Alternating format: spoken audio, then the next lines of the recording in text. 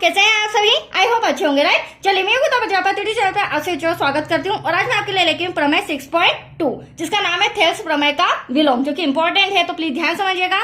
कल जो मैंने वीडियो बनाया था उसमें थेल्स प्रमेय समझाई थी बच्चों, और आज की वीडियो में मैं थेल्स प्रमेय का विलोम समझा रही हूँ, ठीक है।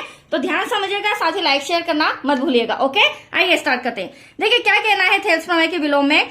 यदि एक रेखा किसी त्रिभुज की दो भुजाओं को एक ही अनुपात में विभाजित करे तो वह तीसरी भुजा के समांतर होती है। तो देखो एक रेखा डी, हमने एक रेखा ले ली। अब किसी त्रिभुज की दो भुजाओं को, तो ये रहा हमारा एबीसी एक त्रिभुज, इसकी दो अन्य भुजाएं, तो ये रही एबी और एसी, एक ही अनुपात में विभाजित करती। तो आप देख सकते हैं बीच में जो डीई रेखा खींची गई है बी सेंटर में, तो बराबर अनुपात में विभाजित कर रही है, मतलब कि एडी अपॉन में डीबी और एई अपॉन में ईसी, राइट। अब क्वेश्चन क्या कहा गया है, तो वह तीसरी भुजा के समांतर होती है या नहीं, ये हमें सिद्ध करके बताना है। मतलब कि ये जो डी रेखा खींची गई है ये बीसी के समांतर है या नहीं, ये हमें प्रूफ करके बताना है। तो एटलीस्ट आया आपको क्वेश्चन समझ में। चलिए अब प्रमेय है तो दिया है, सिद्ध करना है, ये सारी इंफॉर्मेशन हमें लिखनी होगी, राइट बच्चों। तो सबसे पहले दिया है, क्या दिया है वो लिख लेते हैं हम। तो त्रिभुज एबीसी में हमें क्या कहा गया है, त्रिभुज एबीसी में यहां पर जो डीई रेखा है, डीई रेखा भुजाओं आप देख सकते हैं कौन कौन सी भुजा, एबी और एसी, भुजाओं एबी तथा एसी को क्रमशः डी और ई बिंदु पर, डी व ई बिंदु पर इस प्रकार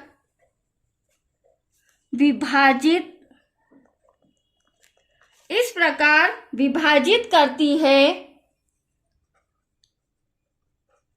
कि एडी अपॉन में डीबी हो जाएगा, एडी अपॉन में डीबी, और जो एडी अपॉन में डीबी है वह बराबर हो जाएगा एई अपॉन में ईसी के।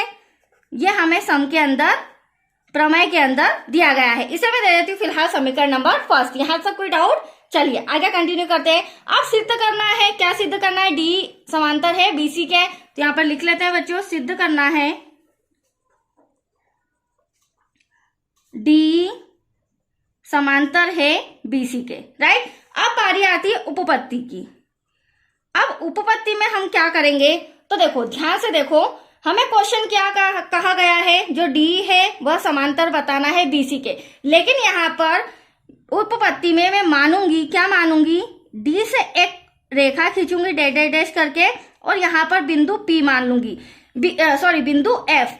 ऐसा मैंने क्यों किया, मैंने इसलिए किया है क्योंकि जो डीएफ है मैं उसको समांतर बीसी के मानना चाहती हूँ, ठीक है। ऐसा हमको मानना पड़ेगा क्योंकि हमें प्रूफ करके बताना है डी समांतर है बीसी के। तो सपोज मैंने माना कि भैया डी समांतर नहीं है, क्या समांतर है, डीएफ समांतर है बीसी के।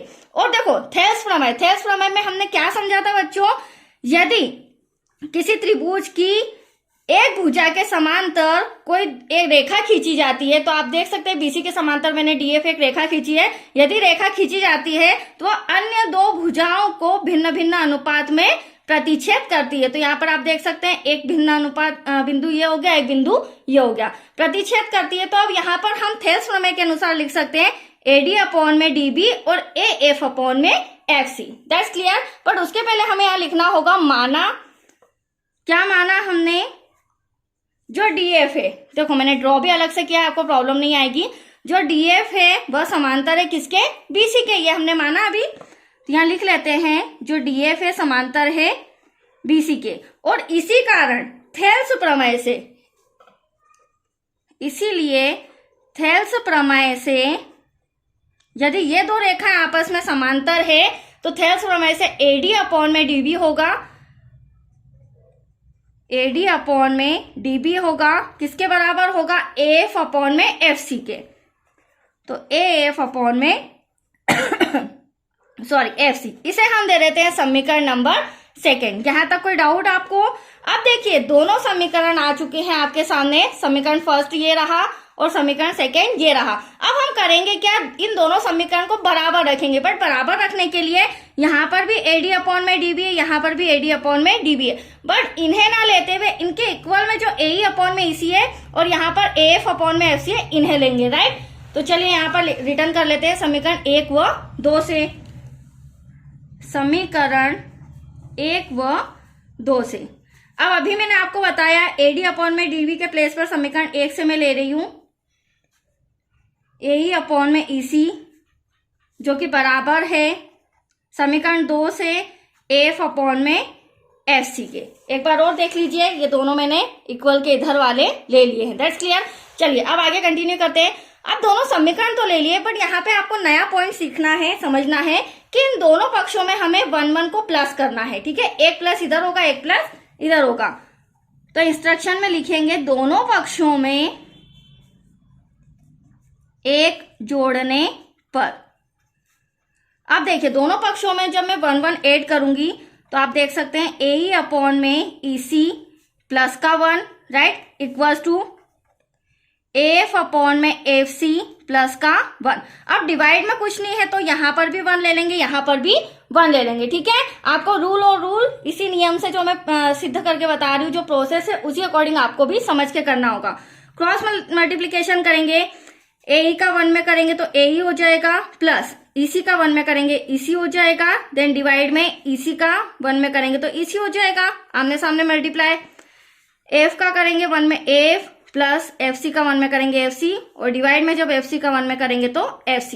अब यहाँ पर समझने लायक ये बात है, देखिए ध्यान से देखिएगा बच्चों, ड्रॉ के अंदर देखो हमारा डिवाइड के ऊपर क्या आ रहा है AE प्लस EC। तो यहाँ पर आप देख सकते हैं ये मेरा AE है प्लस EC। इस पूरी भुजा को AE प्लस EC को मैं क्या लिख सकती हूँ, AC लिख सकती हूँ। तो यहाँ पर हम लिख देंगे AC, राइट, डिवाइड में हो जाएगा ES, ठीक है। ऐसे ही दूसरी कंडीशन, अब यहां पर मुझे AF दे रखा है तो ये रहा मेरा AF प्लस FC। तो AF और प्लस FC मिलाकर भी क्या हो रहा है, हमारा क्या हो रहा है, AC हो रहा है। तो यहां पर भी हम क्या लिख देंगे AC, देन डिवाइड में क्या हो जाएगा हमारा FC जो कि हमें दिया गया है, ऊपर से डिवाइड में जो लिखा है वो ऐसा का ऐसा। अब यहां पर क्या करेंगे, वेरी सिंपल, AC से AC कैंसल, यहां पर भी 1 बचा, यहां पर भी 1, क्रॉस मल्टीप्लाई करेंगे तो EC 1 जा EC बराबर में FC 1 जा FC। अब यहाँ पे सबसे इंपॉर्टेंट पॉइंट आपको समझना है, मैं ड्रॉ में समझाती हूँ, ध्यान से देखिएगा बच्चों। ड्रॉ में अब क्या हो रहा है, देखिए EC बराबर FC आया हमारा आंसर, तो ये रहा हमारा EC, ये किसके बराबर आ रहा है, FC के बराबर आ रहा है। इसका मतलब क्या हुआ, जो हमने धारणा, जो हमने मान्यता माना था कि जो DF है वो समांतर है BC के, बट ये हमारी मान्यता गलत सिद्ध होती है। क्यों, क्योंकि EC बराबर है FC के, ये दोनों भुजाएं एक दूसरे के बराबर है। तो जो A बिंदु है ना वो E से इतनी दूरी पर नहीं है, वो E के समक्ष ही A बिंदु यहाँ पर है। और जब बिंदु के ऊपर बिंदु समाहित होता है, मतलब कि एक रेखा पर दूसरी रेखा, तो ये संपाती रेखाएं कहलाती है, दैट्स क्लियर। तो यहाँ पर क्या हो जाएगा, जो DE समांतर है वो सिद्ध हो जाएगा BC के, ना कि DF समांतर है BC के। और यही हमें सिद्ध करना था, क्योंकि हमारी जो धारणा थी वो तो गलत सिद्ध हो गई। तो एटलीस्ट जो A बिंदु है वो कहाँ पर है, E में ही समाहित है, तो यहाँ पर DE समांतर है BC के। बट यहाँ पे इंस्ट्रक्शन में हमें लिखना पड़ेगा, देखिए यह तभी संभव होगा जब जो F बिंदु है, राइट, वह E के संपाती है। A बिंदु E के संपाती होगा। और मैंने अभी आपको ड्रॉ में समझाया संपाती कब होता है, एक रेखा पे दूसरी रेखा खींचना, वो संपाती रेखाएं कहलाती है। तो दैट्स योर आंसर। इससे क्या सिद्ध होता है, अतः जो DE रेखा है वह समांतर है BC रेखा के, दैट्स योर आंसर। तो हम लिख देते हैं अतः DE समांतर है BC के, यही हमें सिद्ध करना था, राइट बच्चों। लास्ट में लिख देंगे इति सिद्धम। तो ये छोटी सी प्रमेय हमारी कंप्लीट हो चुकी है। तो आज के लिए इतना ही बच्चों, थैंक यू।